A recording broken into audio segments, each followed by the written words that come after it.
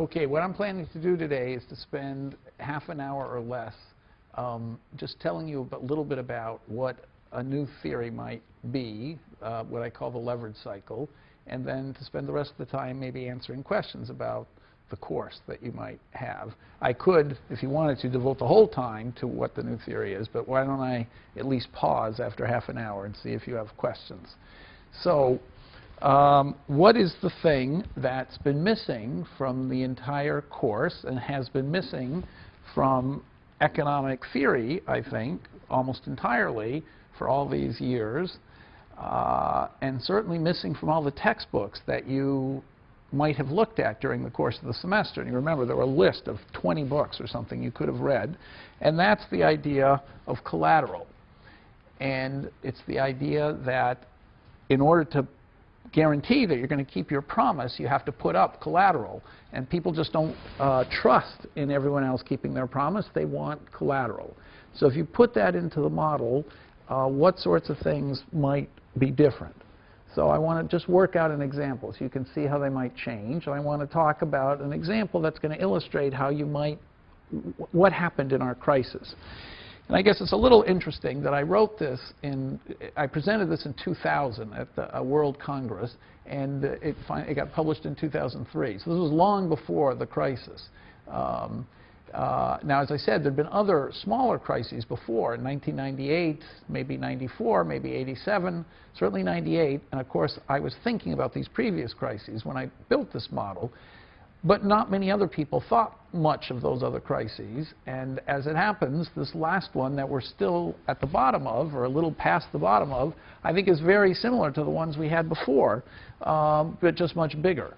So here's my simple version of it. I'm going to give two models, a very simple one with 2 periods and a slightly more complicated one with 3 periods. And of course, all the interesting things happen in the 3-period case. But just to make it simple to understand, I'm starting with the simpler one. So suppose that there's a security, which I'm going to call Y, that everybody holds. Why is there no chalk? Gosh, I taught the class in here. I just finished lecturing in here with a whole box. Oh, here it is, whole box of chalk. Okay, so suppose that there's a security Y that I'm going to think of as a mortgage security, or you could think of it as a house, or you could think of it as an oil well that has uncertain output in the next period. And then there's going to be something like gold that I'll call X. So this might be like gold, and this might be like a mortgage security, or like an oil well, or you might think of it as a house. But I'll think of a mortgage security and an oil well. It's something that pays an uncertain outcome in the future, and this is something that's very stable, and you know exactly you've got gold this period. If you just save it, you'll have the same gold next period.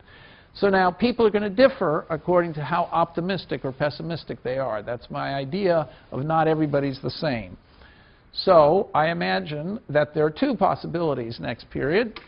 Either the Y, the oil well, could produce, it's a gold well really, it could produce 2 pieces of gold, or it could produce 1 piece of gold, or it could produce 0.2, 20% of a piece of gold.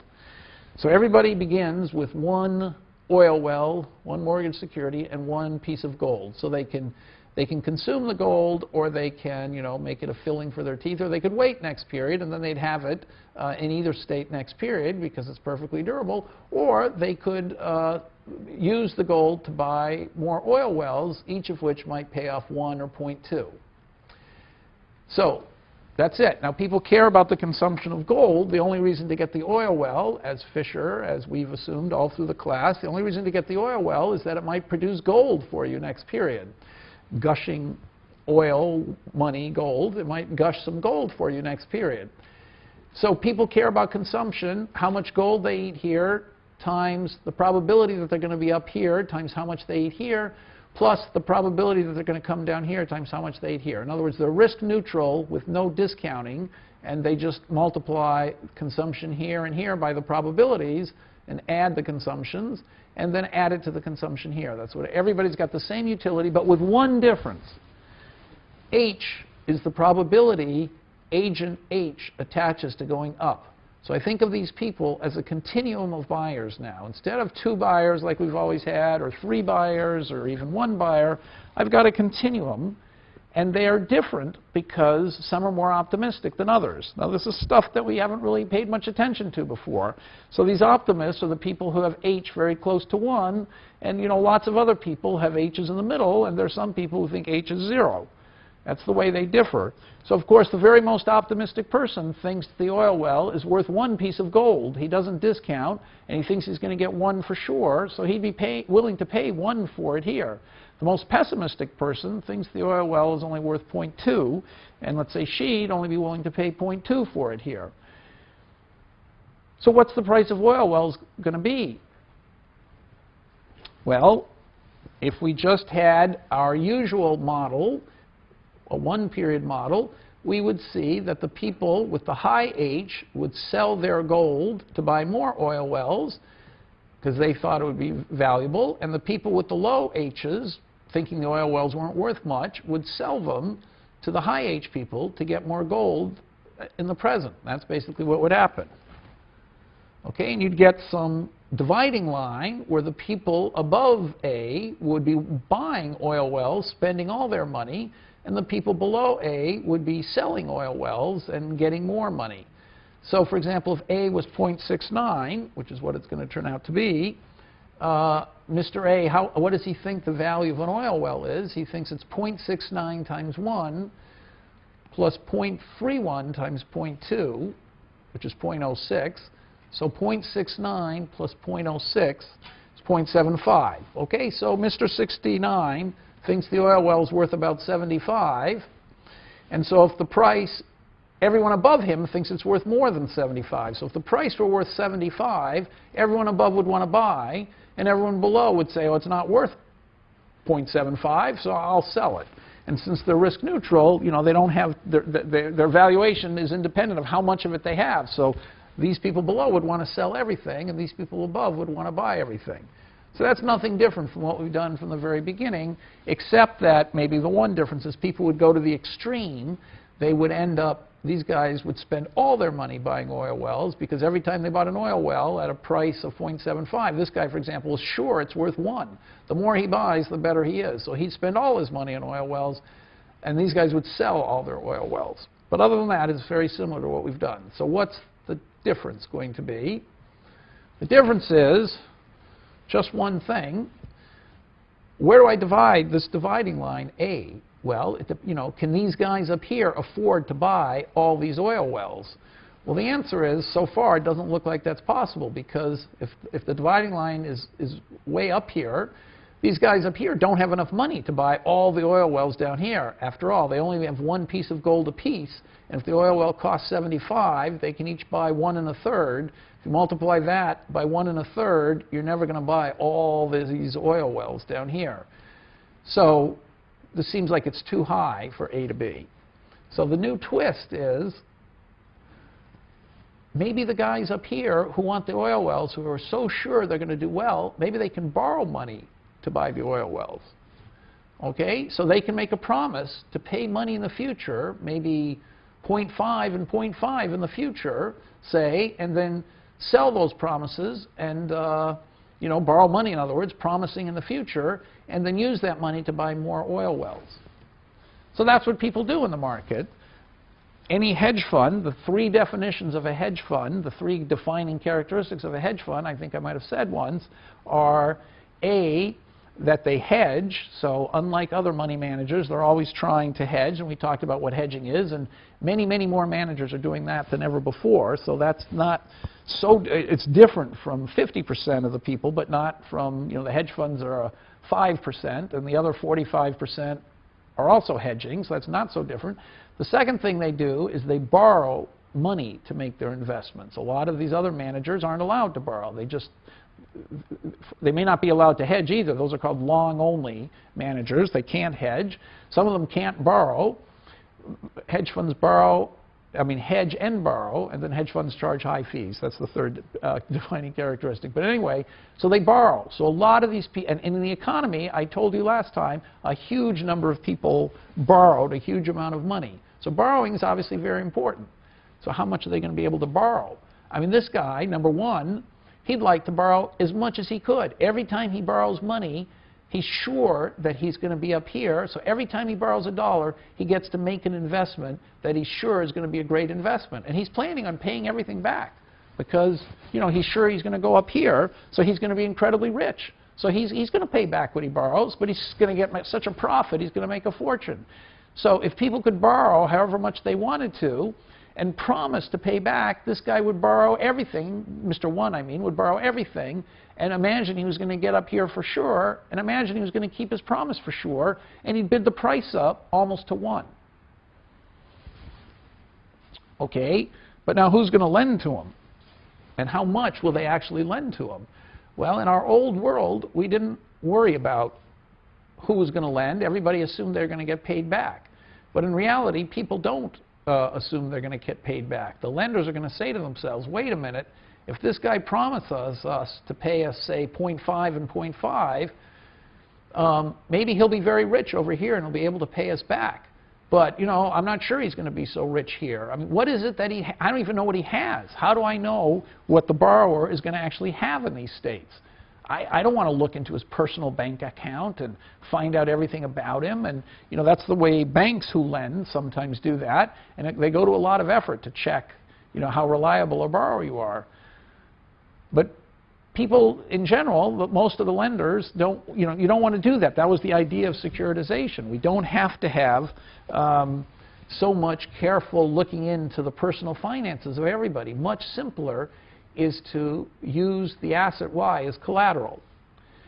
So if Y is collateral, what does that mean? When you lend $1 to a borrower, the borrower just doesn't borrow the dollar promising to pay something back in the future. The borrower says, if I don't pay you back, you can take the asset. So the question is, for each unit of the asset Y, how much can you borrow when you have the asset as collateral? That's the question of leverage. So if you take the value of Y divided by the cash down, okay, so let's do two numbers. So the borrowed, dollars borrowed using Y as collateral, that divided by the value of Y, that's what we call the loan to value. LTV, loan to value. Okay, another way of saying that is the borrowed, if you take Y, dollar Y minus dollars borrowed, okay, that, let's write it the denominator, dollar Y minus dollars borrowed, and here you put value of Y, so just dollar Y, in other words. Okay, the dollar of Y minus the dollar borrowed, that's the cash you had to put down. So that's the dollar of Y divided by the cash down. Okay, that's what's called leverage.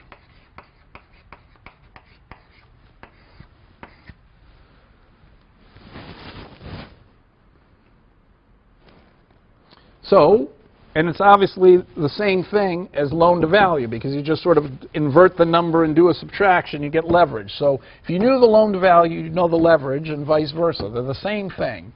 So what should the loan to value be? And so as I said, historically, what's happened over the last 10 years for housing is you had to put 14% down. The leverage was 7 for buying houses, non-agency houses, non-prime houses, starting in 2000, and then it went to 33 or 35 to 1 because you put down less than 3% in 2006. So this leverage shot up, and then it suddenly collapsed. You had to put 25% down. Okay, so leverage fell to 4.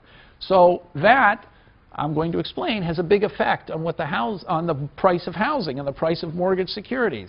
So what should leverage be? How can supply and demand determine what leverage is? So it seems like you've got to clear all these markets. You've got to figure out how does the Y market clear? How does the gold market clear? And then on top of that, you have to figure out leverage. It seems like it's a lot of complicated things to figure out. And I think economists just thought, well, there's so much going on, you know, we might as well, and people are really generally keeping their promises anyway. Let's ignore the fact that you have to have all this collateral. Well, I think the collateral is the heart of the problem in finance. So how would it work in this model? So are you with me about where we're going? Okay. So you have to conceptually figure out how to think about the problem. So that was so how, in other words, conceptually the question is, how can supply equals demand, which sounds like one equation, how can that determine leverage, the interest rate, supply equals demand for loan, how can that determine the interest rate and the leverage?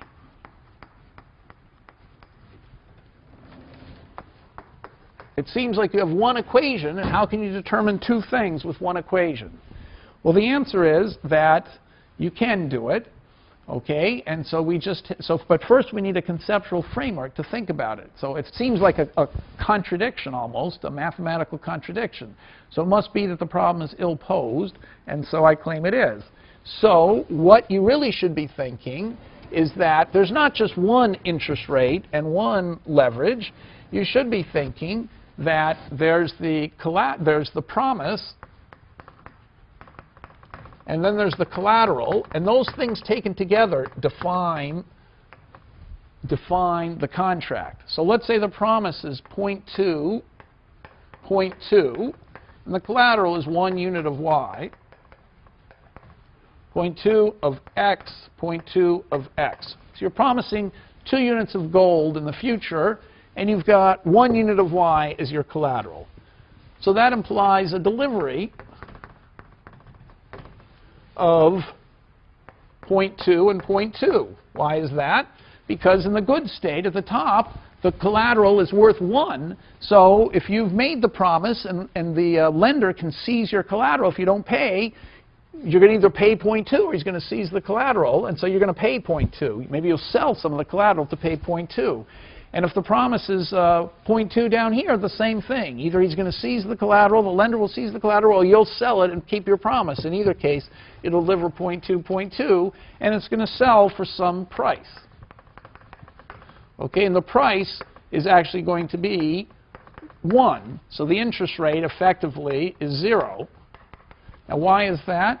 Well, because at time 0, over here, no one discounts the future. Gold at the beginning is worth exact to everybody. A unit of gold at the beginning is the same as a unit of gold at the end, you know, in both states, because everyone's probabilities add up to 1. You know, h plus 1 minus h is 1. So you might as well consume at the beginning or for sure at the end. So since there's a lot of gold sloshing around here, there are always lenders willing to lend at a 0% interest, and they're getting their money back for sure. So it'll turn out that the interest rate on this kind of loan, which is riskless, is going to be 0 because no one's discounting and they're getting their money for sure. But what if you promise 0.3 and 0.3 with 1 unit of y as collateral? Okay, then what would the delivery be in that case? Well, the delivery wouldn't be 0.3, 0.3, because the only thing protecting the promise is the collateral. The delivery would be 0.3 and 0.2. Right? Because in the upstate, your collateral is worth 1, and so you would, you know, be forced to pay the 0.3. In the downstate, you would do what a lot of homeowners are doing now and say, okay, I owe you so much money. You know, my loan to value is 150%. The value of my house has gone down to 2/3. The loan is 150% of the value of my house. I mean, I'd be crazy to pay you 150%. You know, I don't own my house. I owe so much more in my house than the house is worth. I can't give it to my children. I can't do anything with the house anyway. Why should I just pay such a huge amount of money? You know, I might as well just give up the house. They walk away from the house, and the lender gets 0.2. So 0.3, 0.2 would be the delivery. And of course, if it was 0.4 and 0.4, it would also be 0.4 and 0.2. Okay, now if you made this promise of 0.3 and 0.3, you'd be delivering something more than 0.2 at the top. So the price, of course, would be more than 0.3. So the price might be, price of the 0.3 promise will turn out to be something like 0.261, say. Okay, it might be 0.261. Let's just say 0.261. Okay, so effectively, you're borrowing 0.261, you're delivering 0.3. This is the 0.3. This is up here. Pi 0.3 equals 0.261, sub 0.3. Okay, so effectively, your interest rate is, in the state when you can pay back at the top, your interest rate is 0.39 over 0.261. It's like 14% or 15%, actually. It's 15%.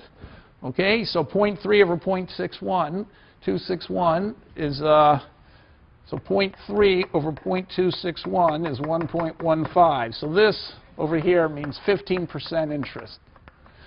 Okay, so you've effectively, because they know you're going to default in one of the states, you have to pay much more than you borrowed in the good state. So effectively, you're promising a 15% interest. You're promising it in all the states. You're not only delivering a portion of what you promised in the bad state. All right, so what's my point? My point is that this apparent contradiction, supply equals demand, determining both interest and leverage, is no contradiction at all, because actually we've got many supply equals demand equations. There are many different loans depending on what the collateral, the ratio of the collateral to the promise. Okay, there are many different loans, and each of them sells for a different price. So we've got many different things we're determining, many interest rates determined by, but one supply equals demand equation for each one. So every supply equals demand equation produces one price. There's no contradiction. However, that still leaves us with the question, which of these many contracts are going to be traded? Can we say that the economy as a whole has a single leverage? And there, the surprise is, and this is the end of the first part of the model, the surprise is yes, we can. Only this one is going to get traded.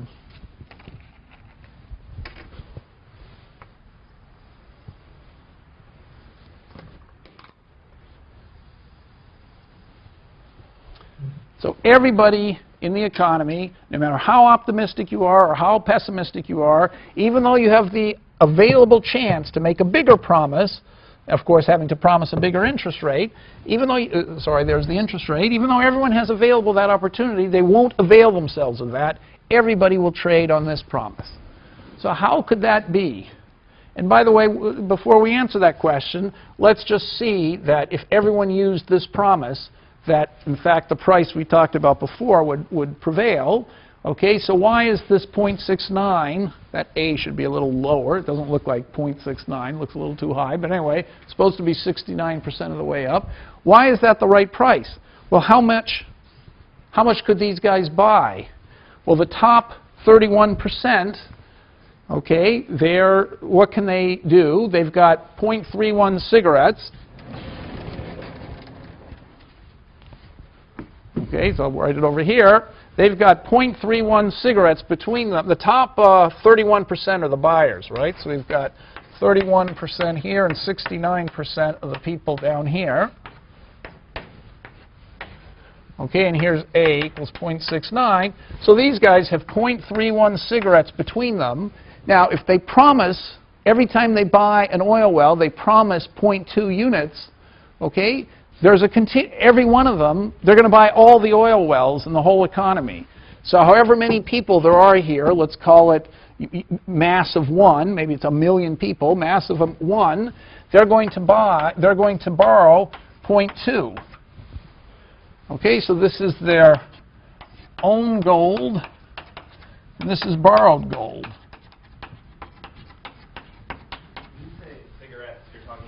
Did I say cigarettes? Yes, I meant, yeah.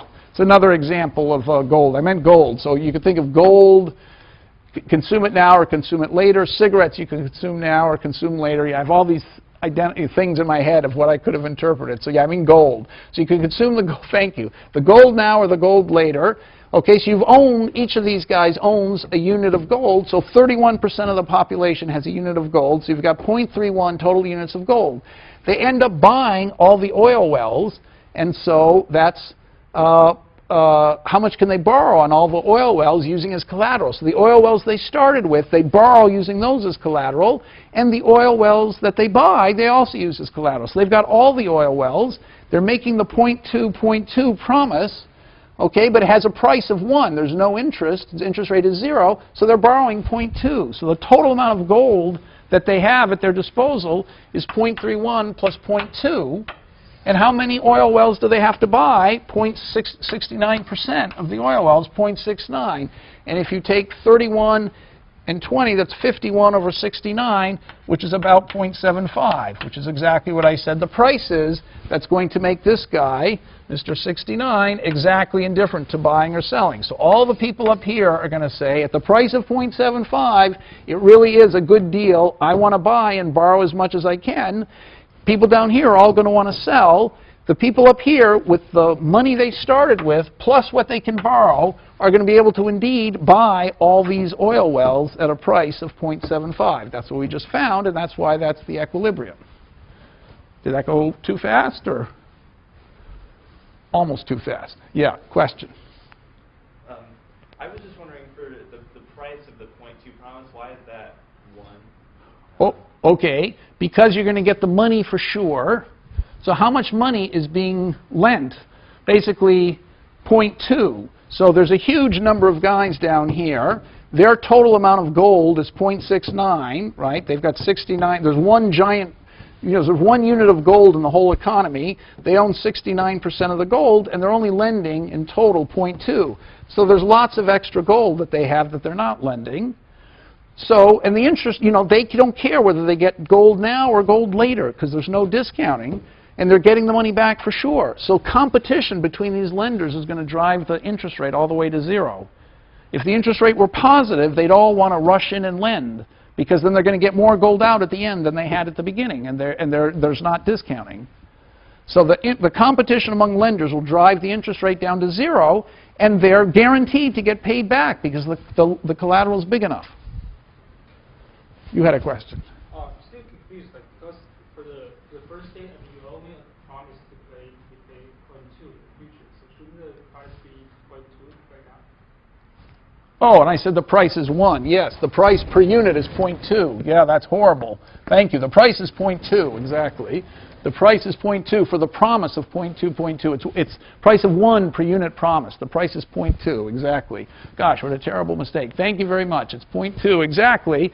And that's why these guys, they are able to, so the price is 0.2. So just do it 0.2. They're promising 0.2, and the price per unit promise. Okay, so this price was, its price is 0.2. Okay, so they're, so per unit promise, their price is 1, in other words. So they're promising 0.2, and per unit promise, the price is 1. So the price of the whole promise is 0.2, exactly. So it's just that. So that was okay. So the price is 0.2. Using the whole of the economy's worth of oil wells as collateral, you can promise 20% of all the gold, and then you'll be able to borrow, doing that, the same amount, 20% of all the gold, because the interest rate is 0. Yes? Okay, so that's why this total amount of gold that they can get their hands on, some people call it liquidity, all the stuff they can get their hands on, capital, they take all that and they buy all the oil wells they can. This is how many are being sold, and that's therefore what the price is. The ratio 51 to 69 is almost exactly 0.75, so I'm rounding off a little bit. Okay, and that's why Mr. A of 0.69 is indifferent at this price to buying or selling. The guys above him all want to buy. This is how much money they can get their hands on, and therefore what they can spend. All these guys want to sell. That's what they're selling. That's why this justifies the price. And these guys are the ones lending to these guys. The pessimists have nothing to do but lend because they don't want to buy the asset. Okay, does this make sense? I'm just going to repeat the same thing with a 3-period model where it gets more exciting. But the logic of this is critical. So is everyone with me? Okay, now there's one thing I left out in this 1-period model, 2-period model, which is what about the 0.3 promise? The optimist, he said, let's at h equals 1, take that guy. He says to himself, I can't lose. Why should I be satisfied Why should I be satisfied with only promising 0.2, 0.2? Why don't I make a bigger promise, like 0.3, 0.3? Okay? With my bigger promise, I get more money today, and with that extra money today, I can use it and buy an oil well. And, you know, I'm going to make a profit of 33%. My 0.75 is going to turn into 1 for sure. So why isn't that just a brilliant thing for me to do?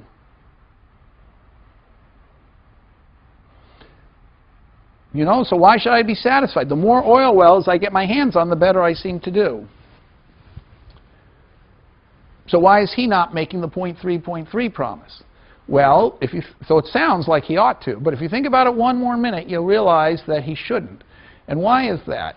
Because he could promise 0.2, 0.2. So if he makes the 0.3, 0.3 promise, of course he has to give up the 0.2, 0.2 promise, because the oil well he used as collateral for the 0.3, 0.3 promise, he no longer has available for the 0.2, 0.2 promise. So the question isn't, you know, should he do a 0.3, 0.3 promise? Well, if that was the only thing he could do, of course he would do that. So of course it looks profitable, but he's already got a great profit opportunity. The question is it a better profit opportunity? And the answer is no. Why is that? Because he's still delivering 0.2 down here when he makes the 0.3, 0.3 promise. But when he makes the 0.3, 0.3 promise, he delivers more at the top, namely 0.3. But that's the state he's sure is going to happen. So compared to the 0.2, 0.2 promise, he's giving away more money just in the state that he thinks is going to occur. That's very expensive for him. That's a horrible thing for him to have to do. And who's lending him the money? It's a guy down here. And the guy down here, that's the pessimist, he doesn't think that top state's going to occur, so he's only willing to pay extra money at the beginning. You know, he's not willing to pay very much extra money at the beginning because he's going to get stuff in a state he doesn't think is going to happen.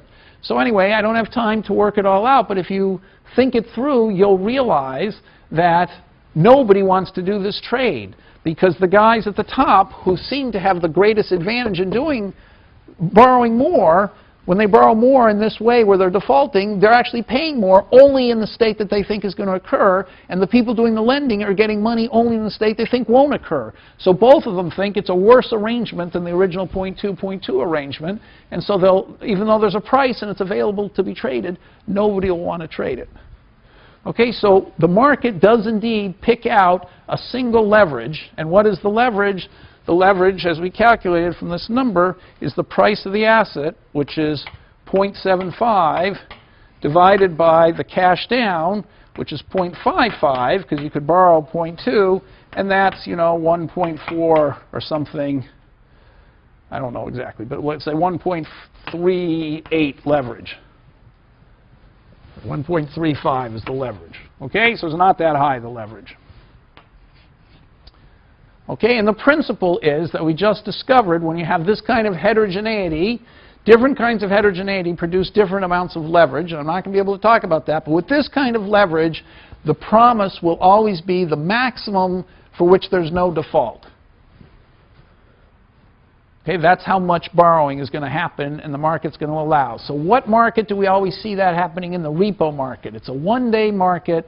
Overnight, you put up a security as collateral and you can borrow money on it, and there's almost never any default on those markets. Even in the tremendous crisis we just had, almost zero defaults in the repo markets.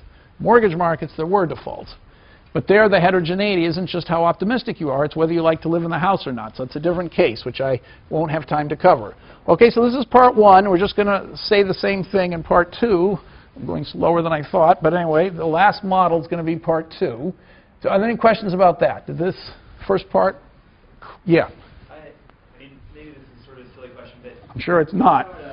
Are there some lenders sort of in the middle, like more optimistic pessimists who think the upstate is like more likely to occur, so they should be like maybe are willing to lend more money? Well, there's a whole continuum of people between 0 and 1. So the guys in the middle, they really don't have any choice here. You see in the two period, in the next model, there's going to be a difference. But now you really don't have any choice. If you're above A, you should buy to the maximum. If you're below A, you should sell everything. And you know, you don't care if you lend or not, because you're definitely going to get paid back. So they're all willing to lend. Okay, but that's not going to be the, so let's now go to the third, to the next model. So that was a great question. So far, we only get two categories of people: buyers, borrowers, sellers, lenders. But let's now, so we're going to move beyond that in the next example. Any questions about this one? Okay, so we get equilibrium leverage, and leverage has a tremendous effect on the price. Why does it affect the price? Because the fact that these guys were able to borrow so much money is what made the price so high. If they couldn't borrow, that would wipe out this 0.2. The price, they couldn't have borrowed that, so they would have only had this much to spend. So the price would have had to be much lower. And of course, these guys wouldn't have been able to afford all this. So, as the price gets much lower, more people would want to buy, and you'd have the marginal buyer down here, and there'd be a much lower price. So this borrowing is what jacked up the price.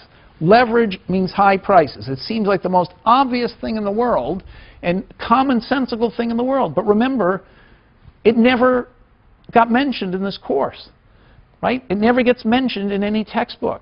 The price is supposed to be the fundamental value, the present value of all the dividends. Well, present value, or the expected present value of all the dividends, meaning minus the covariance or something.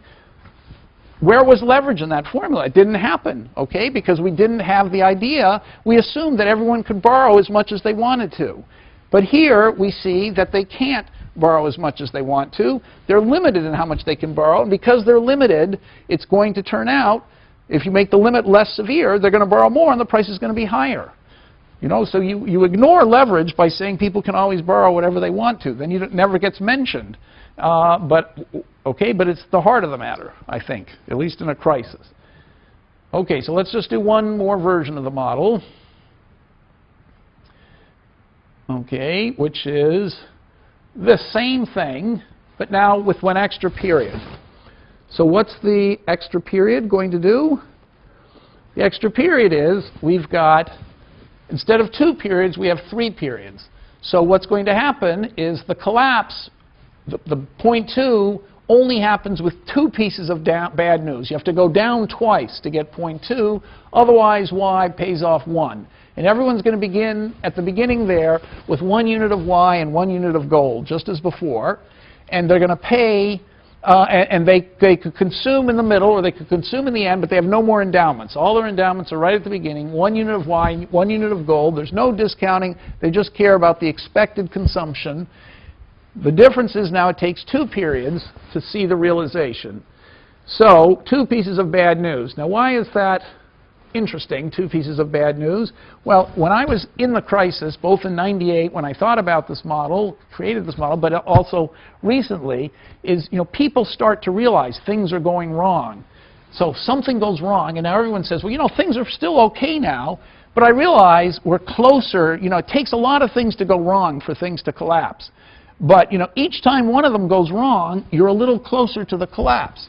So you see what happens is that, so I make the assumption that every agents are all identical except agent H. High H means you think you're going to get up moves, but there are 2 moves at the beginning and also in the second period. So if you're an optimist about the first up move, you're also going to be an optimist about the second up move. Now, let's suppose your H equals 0.87, say, just to pick a number, which is going to turn out to be a pivotal guy. Mr. 87 at the beginning, the chances of going down are 13% for him, then 13% more. So the chance of getting a disaster, he thinks, is 13% squared, 1.69%, under 2%.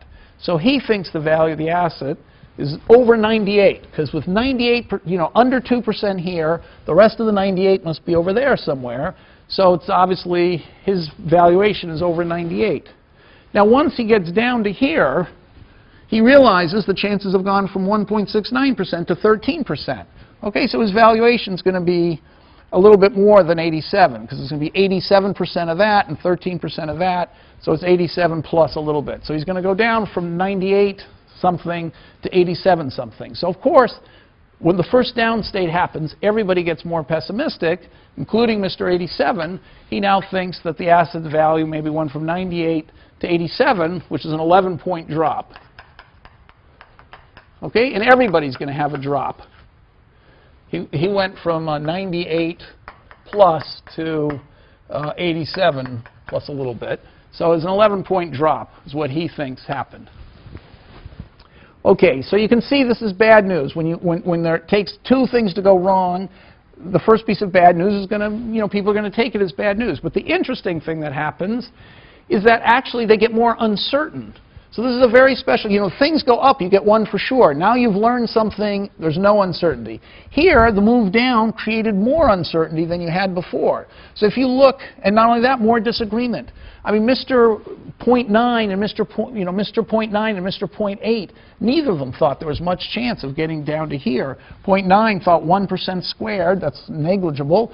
0.8 thought 2% squared, that's 0.004. The difference between negligible and 0.004 is still negligible, practically. So they hardly disagree here. But once you get down to here, they're both starting to get more worried, and they're actually differing a little bit more than they did before. So that's what I think happens in these crises. You go from, everyone knowing if 25 things in a row go wrong, we're in trouble. But how many, nobody's really thinking, except the guys at the very bottom, that all of this stuff can go wrong. But once each thing goes wrong, now everyone gets more and more worried, and there's more separation between what people think. Okay, so that's just description of the model. So what's going to happen is the question. Okay. So we're almost at the end here, because you don't have to do much more calculations. So what will the prices be at the beginning and down here? And what will the leverage be at the beginning and down here?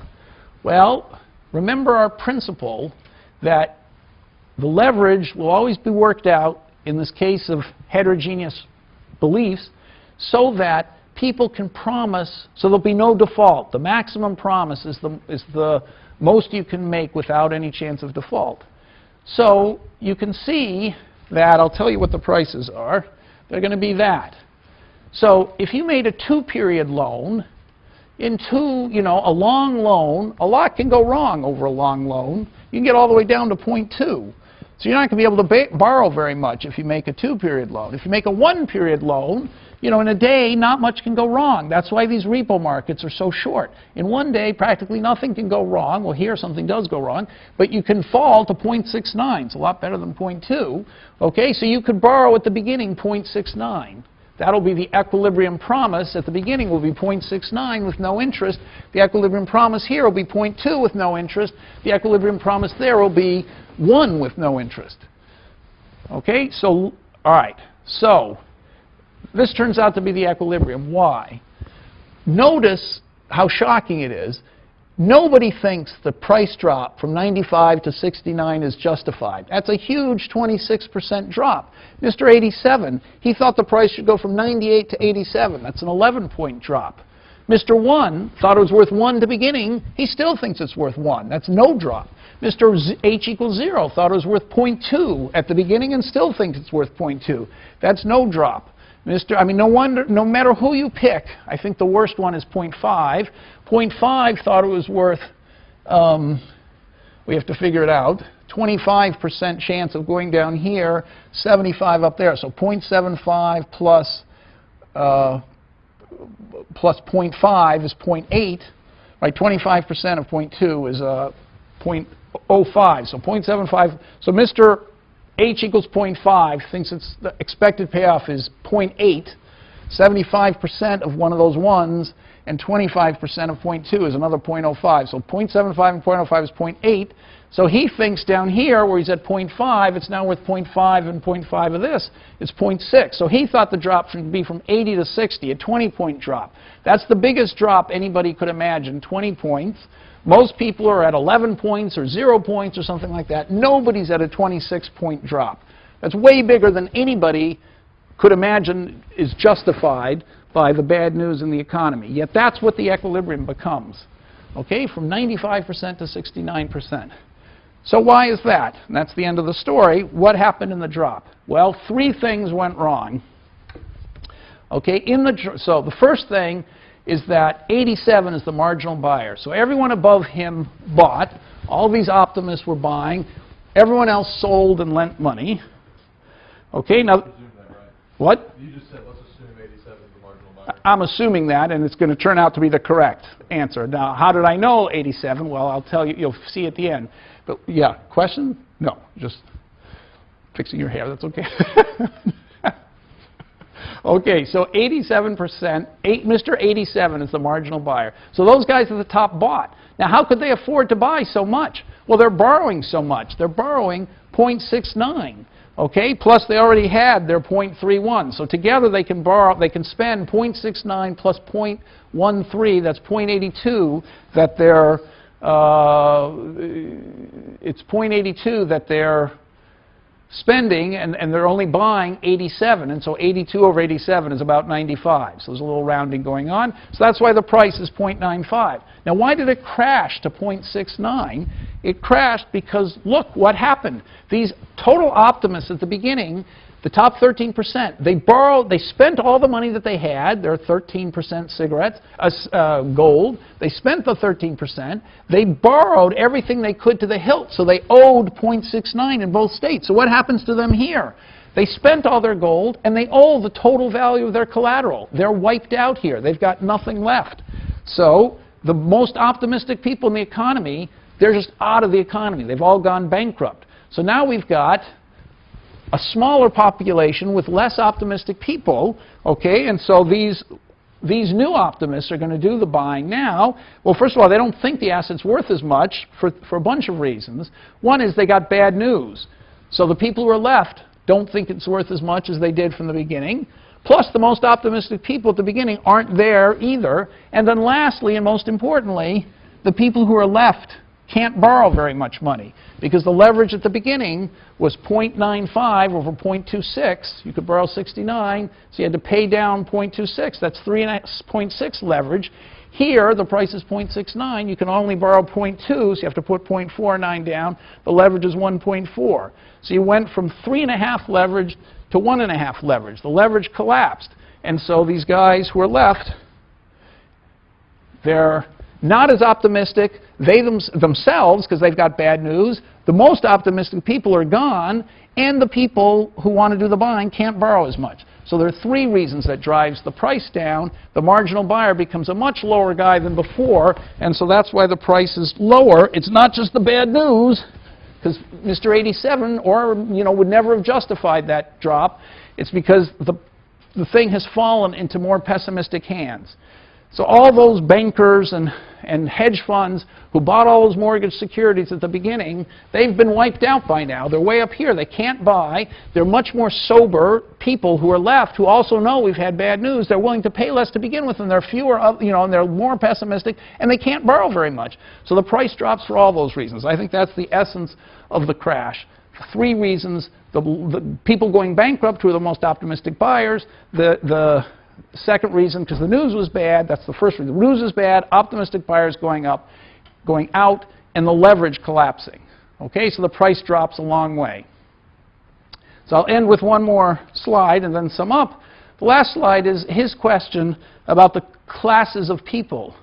Okay, it's a little different now than it was before. There are different classes of people.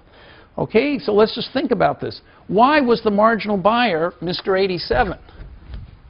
I mean, after all, we just computed. Mr. 87 thinks the value of the asset's 98, not 95. He does, Mr. 86 also thinks the value of the asset is 98 about. So why didn't 86 buy? He was getting a good deal at the beginning. Why wasn't 86 buying when he thinks it's worth 98 here? Mr. 0.86, remember, is not supposed to buy. He's going to buy the next time. See, Mr. 86 there is he's the cautious optimist. Okay, Mr. 86 there, just below 87, he's going to buy after the crash, but he's not buying now. So why is it that he's not buying at the beginning?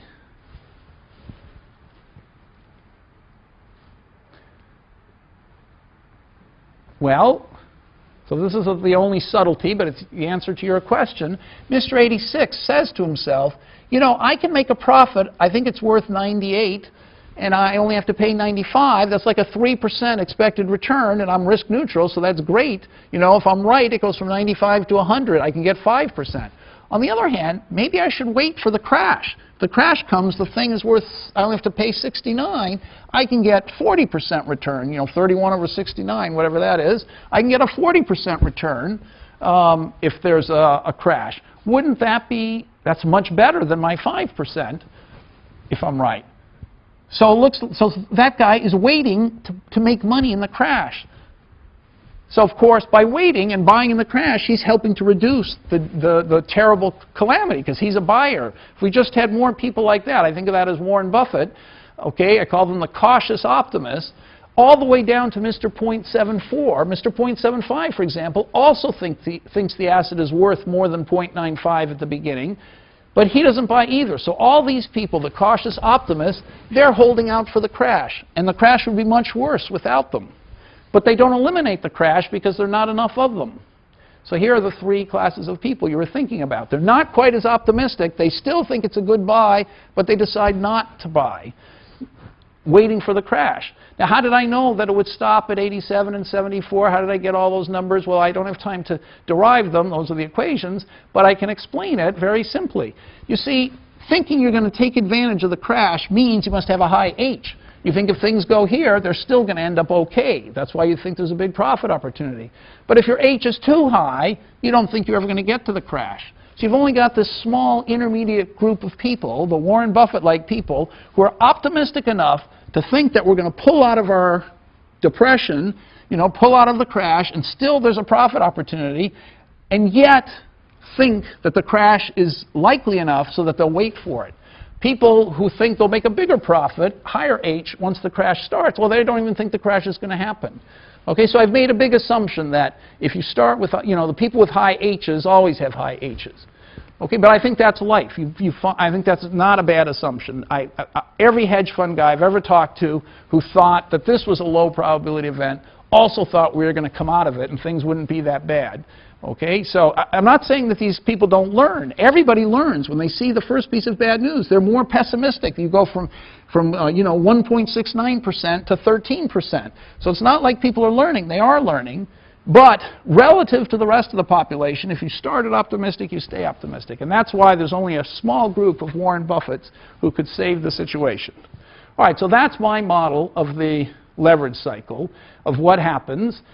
Three bad things happen. Bad news, can't do anything about that. The leverage buyers get crushed, go out of business, and leverage collapses. So and when the prices are really low, the whole economy is suffering tremendously, and innocent people who had nothing to do with all these markets, the price of everything, every asset is low, so they can't borrow, they can't get loans.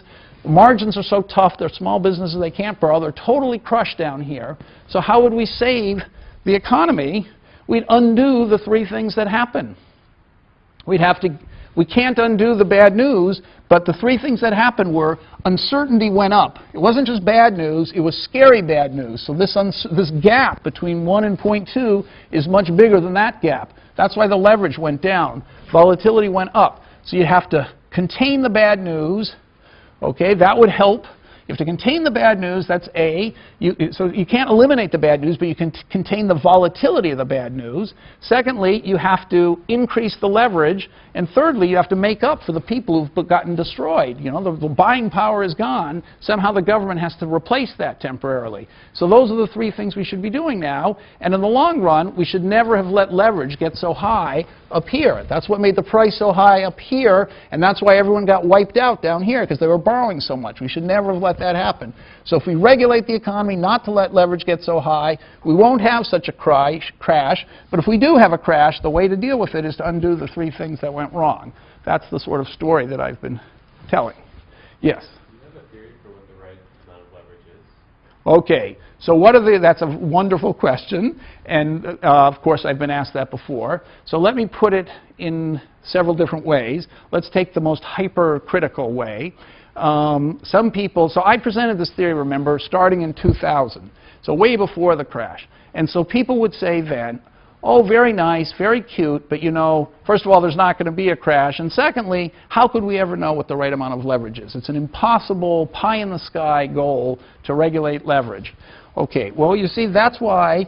So I say it's difficult, I agree, but we've already faced this problem. We regulate the interest rate. How does the Fed know that the interest rate's too low or too high? What the Fed does is it monitors a bunch of stuff and realizes, the economy's overheating. Things are changing. Suddenly output is going way up and inflation is starting to go up. Then the Fed raises the interest rate. Or maybe people are being thrown out of work. then the Fed lowers the interest rate. So something changes in the economy. They don't know so precisely, you know, what to do, but something's changed that gives them a clue about which way to move interest rates. And over the course of 80 years of, I guess since the Depression, you know, since this was created, over 70 or 80 years since then, they've gotten better and better at regulating the interest rate. Okay, so I put this picture up for a reason. Last class, you remember the picture, which I'm going to get to now, of the history of leverage. Okay, so here's the history of leverage, the purple in the housing market, and then the blue is the history of leverage. You know, it's the loan to value basically, or the, you know, I put money down starting from the top and going down. So it's really from the bottom, it's loan to value. So I've got the history of loan to value in the securities market and in the mortgage market. Now, I think that the Fed should be monitoring this, and not only should be monitoring it, should be making it as public as the interest rates are. So how come I had to present Ellington's data on observations it made in the market? Because Ellington seems to have been the only company in the country that kept this data. Nobody else seemed to recognize how important it was, and we kept it. So the Fed doesn't have these numbers going back. If it did, it would have seen that leverage had suddenly jumped up here, and that leverage was much higher than it was before. And it would see, if it monitored leverage in the housing market, that leverage was skyrocketing. I mean, of course, everybody knew this. They just didn't think it was an important thing to pay attention to. But if they were paying attention to it and keeping these numbers, we had to do this at Ellington by going house by house, through every house, looking at what the leverage was and taking the average. If they had done that, I mean, they could have done that easily. And if they did do that, and if they were publishing it, and every economist was aware of it, I think things would have been very different. They would have said, you know, we ought to tighten leverage. You know, exactly how much should we tighten it?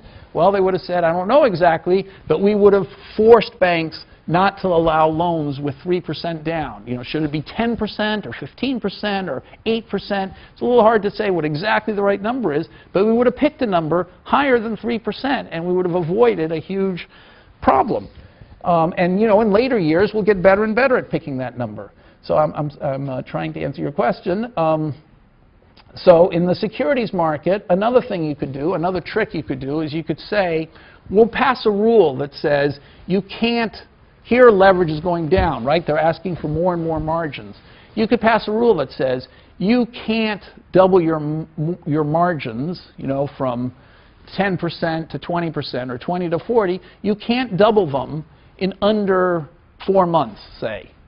So that would, on average, across some security class, you can't double them in less than 4 months. Well, or less than 6 months. So that would have kept leverage from collapsing so fast, and then lenders, knowing that when the crisis was starting, you know, they're making one-day loans. See, they always think, well, it's a one-day loan and things start to look dicey, I'll just demand a huge amount of leverage the next day. I'll get my money back tomorrow, and then the day after tomorrow, I'm not going to make the same loan. I'll ask for a lot more margin. So I'm saying, suppose you tell them in advance, you have to keep making the same loan, and you can't double the margin. You can increase it, but if you have to take at least 6 months to double it. Well, they'll know in advance that they're not going to be able to react very quickly to problems, and so in advance, they'll ask for more margin down. So, you know, they won't have to double to get to a safe level when something starts happening, because they'll already be safer. So that's a way of not having to actually know what the right number is by just slowing down their response and relying them to anticipate, you know, how bad things might be, and they're already starting to respond at the beginning. Okay, so I'm not saying I've got exactly the right formula, but you see, I think if you think about it and start to work on this, and most importantly, you make these numbers public, you're going to change the way everybody, you know, other people, rules will develop. Yeah. So sort of connected to that, so are they going to set like one leverage rate, or is it going to be like for each class? Yes, each class of security will have a different leverage. Okay, so when you say class of security, like what do you mean, like different?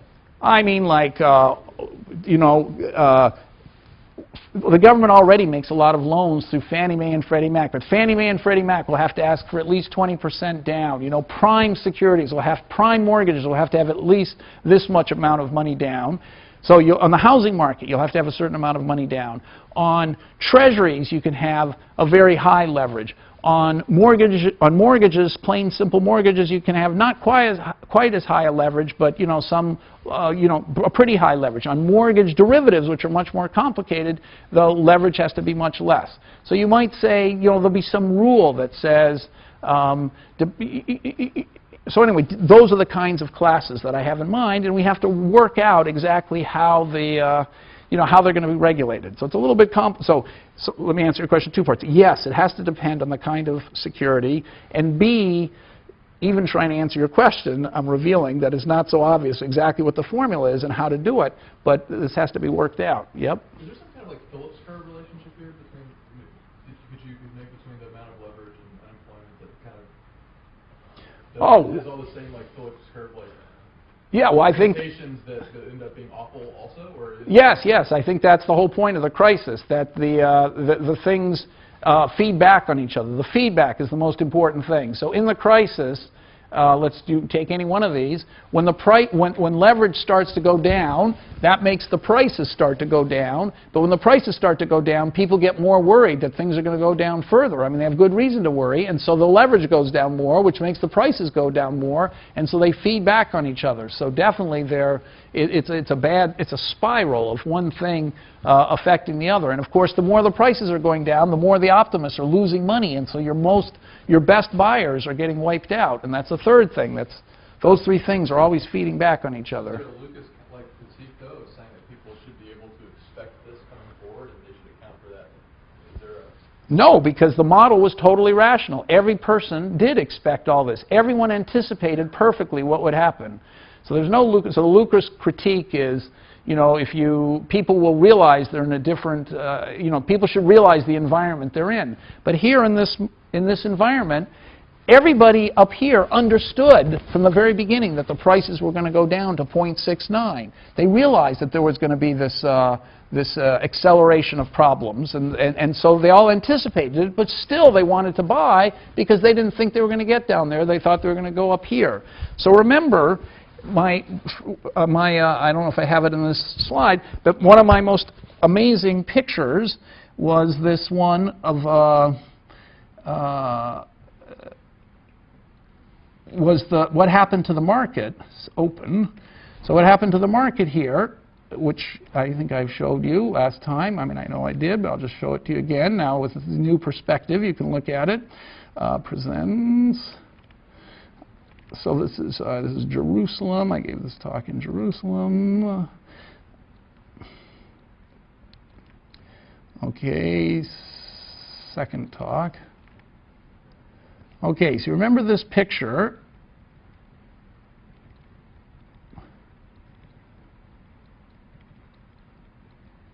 Hope it was in the slide. Yes, it was here. Here. Okay, remember what happened in the world? It was shocking how bad and how fast it was. So in 2007, beginning of 2007, that's right, we're not far from the beginning of 2007. That's 3 years ago. People were expecting 40% losses for these lower tranches. Okay, so how could you get such an astronomical loss? What was happening? They were already anticipating this spiral. If you looked at just what housing prices were there, and you say, okay, 30% guys being thrown out, and housing prices are down 4%, that's hardly any loss at all, because if you get 96% back on the house and you have a few expenses and only 30% are defaulting, first of all, they probably, there was hardly anybody defaulting. Remember that curves we showed where there were almost any losses and no one going delinquent yet? So what they already anticipated that there were going to be lots of people thrown out of their houses, and when they got thrown out of their houses, the housing prices were going to collapse. So this market was collapsing already because people were anticipating all the, a lot of the feedbacks and stuff that were going to happen later. They didn't just extrapolate the number of defaults, they also had to extrapolate the housing prices and stuff going down. And so in this model, everybody is doing that complicated extrapolation, and they're getting it, they're doing this complicated extrapolation, and they're figuring it all out. But even so, they still want to put themselves in the cycle because they still think they have a profit opportunity. They can't stop themselves from investing. That's why you need regulation. It's like a prisoner's dilemma. Everybody knows what the danger is. They still want to do it. And the only way to stop them from doing it, you can't lecture them about, irrational exuberance. They know what's going to happen, and they still want to do it. They don't think that's going to happen. They know what could happen, and they still want to do it. Now, I think in reality, Schiller's got something to it. Is partly right. I think that people didn't really realize how bad it could have gotten. My own hedge fund lost money. You know, we didn't anticipate how bad it was because there's so many things went wrong. We just underestimated all the feedbacks. So there is the spiral, and there were just more things going wrong than we anticipated. So I wouldn't stick 100% to my story. I think there's something to what Schiller says, but I wouldn't definitely stick to 100% of his story of it being all irrational exuberance. Okay, any other questions? Now that we have 5 minutes left for, so I'm willing to keep going for, so let's just pause for any more questions on this story of the crisis or anything else about the crisis you want to ask or, yep. How receptive the regulators been to this? Well, that's a good question. So I talk to them now all the time, so whereas I never did before. So I'm meeting Dudley tomorrow. He's the head of the New York Fed. So I go there quite frequently, like once a month now, on some panels. There are other academics going too. So, you know, I didn't do that before. So clearly they are paying attention to it. I think that there are other people saying that leverage is important. Soros being a famous hedge fund person who says it. There are other people saying that you should reduce principal. Remember I said that the way to solve the housing foreclosure problem is reducing principal. They're now holding hearings in Congress.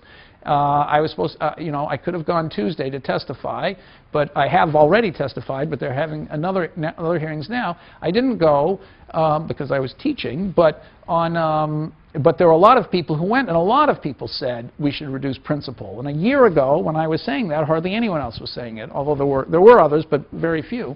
The people at my hedge fund, we all pretty much see eye to eye on this, and some other hedge funds were saying that. But now I think there's a growing consensus that we have to reduce principal. What does that do? It makes the loan smaller relative to the value of the house. In other words, it reduces the leverage of homeowners. Okay, so we have to get back to a credible level of leverage. So the bad news is that although they're very receptive and although they're listening carefully and they keep inviting me to speak, I don't see much signs that they're doing anything.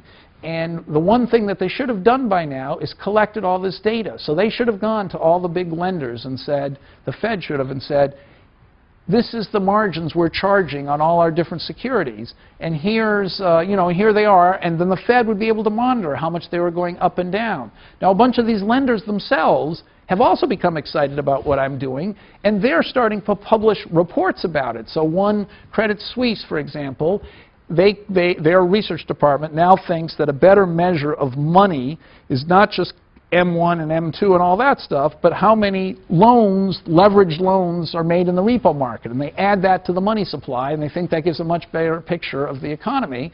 So it's all sort of based on these ideas. And I think I got them interested in it, or was one of the people that got them interested in it.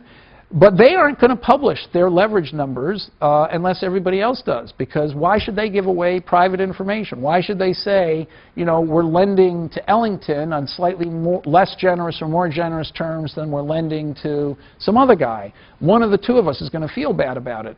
And so they're not going to do that. And so the government is the only one that can get the information out of them. And the government shouldn't say, who are they lending to person by person? They should give the average number. This is the average margin they're charging people. The average number the banks in general are charging people. Then you won't be able to, you won't be revealing any private information, giving away any secrets. So that's the worst news, that they're not collecting the data yet.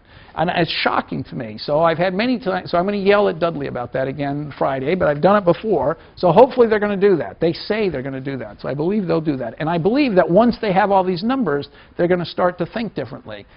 So there are all these, there's all these initiatives in Congress and in the Fed and in the Treasury to try and monitor leverage and try to regulate it. But every time they get down to actually doing something, they ask questions like you did. What exactly should the rule be? And they seem paralyzed by not being able to figure out the exact rule. But I think that's an unnecessary paralysis, because we don't have to have the final rule to start doing stuff. Yes? Kind of on that question, how and who do you think should be doing this? The Fed. The Fed has the power to do it. The Fed already regulates margins on stocks. right? They set the margin at 50% or something. And so they could change that, and they have changed that in the past. So they should change, so the Fed has the authority to do that.